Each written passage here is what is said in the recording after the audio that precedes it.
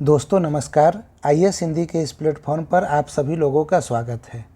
आज के इस वीडियो में हम लोग बिहार के महत्वपूर्ण घटनाक्रम को देखने जा रहे हैं। घटनाक्रम से यहाँ तात्पर्य है करेंट अफेयर्स।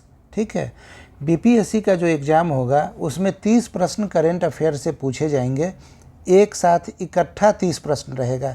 इसके अलावा भी कुछ प्रश्न होते हैं जो इकोनॉमिक्स के सेक्शन में, ज्योग्राफी के सेक्शन में रहते हैं, पर करंट के सेक्शन में जो 30 प्रश्न पूछे जाएंगे उसमें से लगभग 10 प्रश्न बिहार स्पेशल का होगा।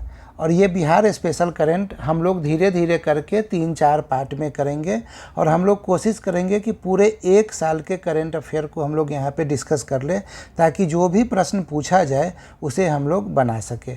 इसे हम लोगों ने वन लाइनर फॉर्मेट में तैयार किया है और वही वन लाइनर फॉर्मेट में आज हम लोग इस पर चर्चा करते हैं। आइए शुरू करते हैं। 20 जून 2024 को पटना उच्च न्यायालय ने सरकारी नौकरियों और शैक्षणिक संस्थानों में आरक्षण को 50% से बढ़ाकर 65% करने संबंधी बिहार सरकार की अधिसूचना को रद्द कर दिया है। ठीक है, यही रीज़न है, इसी रीज़न की वजह से अभी बीपीएससी की वैकेंसी नहीं आ रही है। ये भी आप ध्यान में रखिएगा। 70th बीपीएससी का फॉर्म क्यों नहीं आया है? क्योंकि जब पटना हाई कोर्ट के द्वारा इसे रद्द किया गया तो बिहार सरकार जो है वो सुप्रीम कोर्ट में चली गई है। अगस्त के पहले वीक में इसका फैसला आ जाएगा और उसके बाद आप लोगों की वैकेंसी भी आ जाएगी। अगला पॉइंट देखते हैं। 19 जून 2024 को प्रधानमंत्री नरेंद्र मोदी ने बिहार के राजगीर में नालंदा के प्राचीन खंडहर स्थल के निकट नालंदा विश्वविद्यालय के नए परिसर का उद्घाटन किया। तो इस नए परिसर का उद्घाटन किसके द्वारा किया गया, ये प्रश्न पूछा जाएगा, तो नाम ध्यान में रखिएगा, प्रधानमंत्री जी के द्वारा किया गया। अगला पॉइंट देखते हैं। 19 जून 2024 को संयुक्त राष्ट्र बाल कोष ने बिहार सरकार के सहयोग से राज्य के अररिया और पूर्णिया जिलों में कुल 10 ग्राम पंचायतों में बाल हितैषी ग्राम पंचायत की शुरुआत की है। तो ये ध्यान में रखना है कि बाल हितैषी ग्राम पंचायत की शुरुआत अररिया और पूर्णिया जिले में की गई है। अगला पॉइंट देखते हैं। 5 जून 2024 को बिहार के नागी पक्षी अभयारण्य और नकटी पक्षी अभयारण्य को रामसर कन्वेंशन के तहत अंतर्राष्ट्रीय महत्व की आर्द्र भूमियों की सूची में शामिल किया गया है। ये नागी और नकटी पक्षी अभयारण्य कहाँ पे है? तो ये जमुई में है। ठीक है, अगला पॉइंट देखते हैं। ये देखिए, अगला पॉइंट में मिल ही गया कि नागी और नकटी पक्षी अभयारण्य जमुई जिले में अवस्थित है। अगला पॉइंट है 22 एवं 23 जून 2024 को IAS officers association of Patna ने बिहार म्यूजियम में पटना माइंड फेस्ट 2024 का आयोजन किया है। किसके द्वारा किया गया है? IAS officers association of Patna के द्वारा। अगला पॉइंट है 20 जून 2024 को राज्य मंत्रिमंडल ने बिहार के 4 प्रमुख शहरों मुजफ्फरपुर, गया, दरभंगा और भागलपुर में मेट्रो रेल शुरू करने का प्रस्ताव को मंजूरी दे दिया है। तो ये ध्यान में रखिएगा, बेहद इंपॉर्टेंट है। पटना में ऑलरेडी मेट्रो रेल बन रहा है और बाकी 4 जिला कौन कौन है? मुजफ्फरपुर, गया, दरभंगा और भागलपुर। अगला पॉइंट देखते हैं।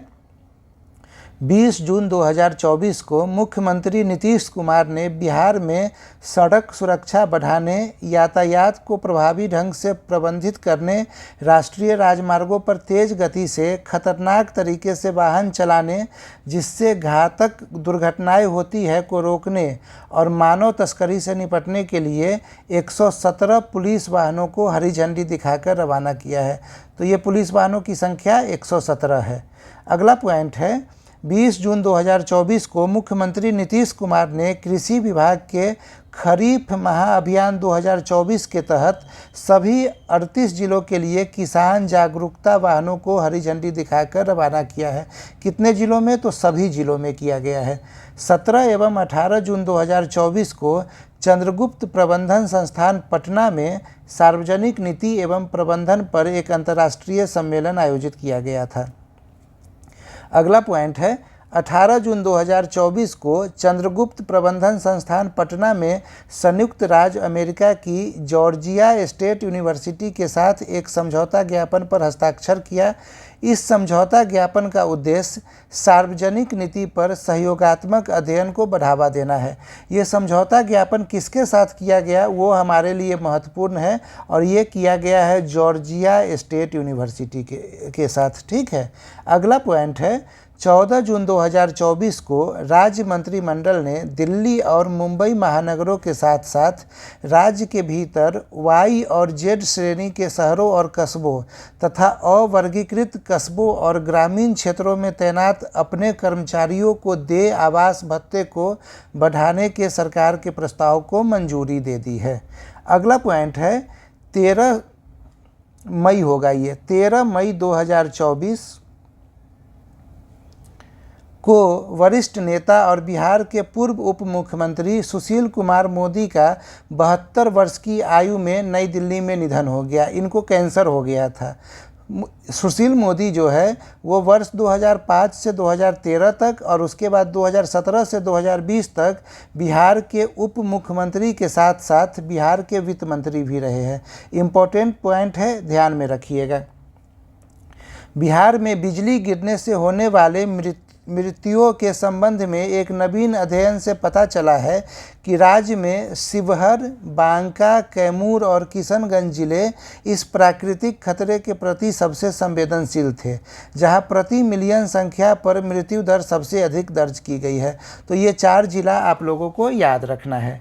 बिहार के पटना संग्रहालय में राज्य की पहली पुरावशेष संरक्षण प्रयोगशाला निर्मित की गई है। तो ये पटना संग्रहालय में की गई है, ये आपसे पूछ लेगा। अगला पॉइंट है Buxar Chausa thermal power plant वर्ष 2024 के अंत तक व्यावसायिक बिजली का उत्पादन शुरू कर देगा। सॉरी।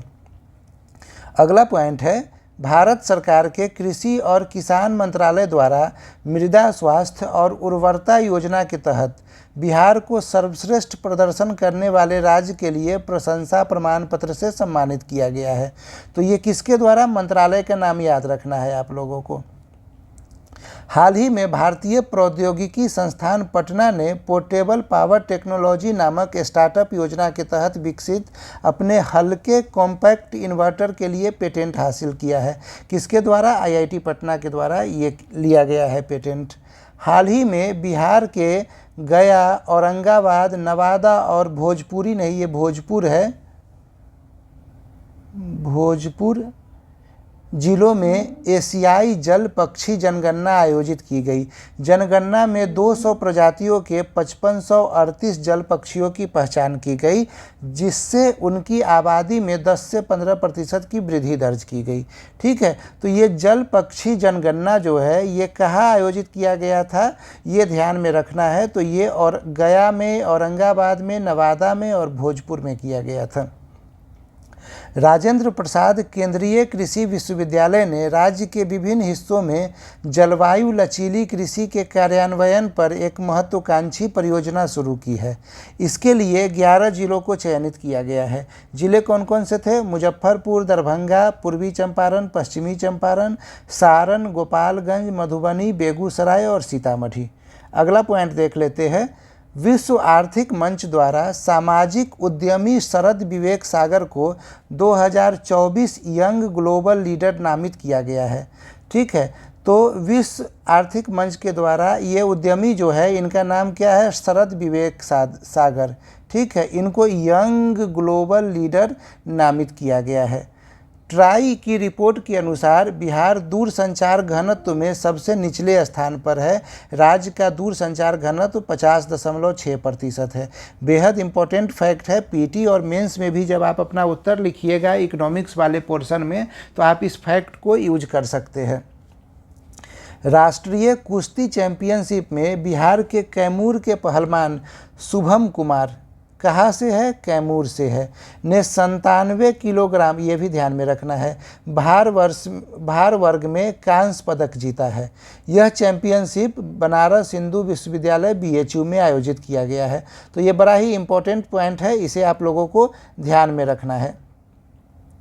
7 अप्रैल 2024 को उपराष्ट्रपति जगदीप धनखड़ ने IIM बोधगया के 6ठे दीक्षांत समारोह को संबोधित किया। उन्होंने युवा पेशेवरों से वर्ष 2047 तक भारत को एक विकसित देश बनाने के प्रयास का हिस्सा बनने के लिए आग्रह किया। महत्वपूर्ण क्या है, जगदीप धनखड़ आए थे और ये आए थे IIM बोधगया में। अगला पॉइंट है और ये अंतिम पॉइंट है, राष्ट्रीय कृषि एवं ग्रामीण विकास बैंक ने वित्तीय वर्ष 2023-24 के दौरान पुनर्वित्त, प्रत्यक्ष वित्त तथा अनुदान सहायता के रूप में बिहार में 10,372.86 करोड़ रुपए की वित्तीय सहायता प्रदान की है। तो ये इतने फैक्ट हमने आज देख लिया। ये जो फैक्ट है ये मुख्यतः अप्रैल, मई और जून महीना से लिया गया है। इससे पहले के भी जो फैक्ट है बिहार से स्पेशल, वो हम लोग धीरे धीरे करके चर्चा करेंगे।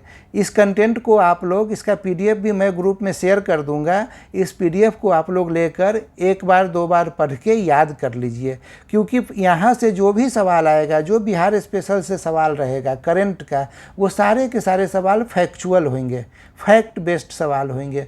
तो उसको याद करने का तरीका क्या है, PDF को 2 बार 3 बार पढ़ लीजिए, फिर ध्यान में रह जाएगा। रट्टा नहीं मारना है, क्योंकि जब आप एग्ज़ाम देने जाइएगा तो आपके पास वहाँ पे 4 ऑप्शन भी रहेंगे, ठीक है। तो जब 4 ऑप्शन रहेंगे वहाँ पे, तो आप जैसे ही ऑप्शन देखिएगा, आप पहले से पढ़े हुए रहिएगा, तो आपको खुद याद आ जाएगा कि अच्छा इसका उत्तर ये होगा। यदि आप लोगों को ये वीडियो पसंद आ रहा है तो इसे अपने दोस्तों के साथ शेयर करें और लाइक करें, कमेंट करके बताएं कि हाँ वीडियो से फ़ायदा हो रहा है। धन्यवाद।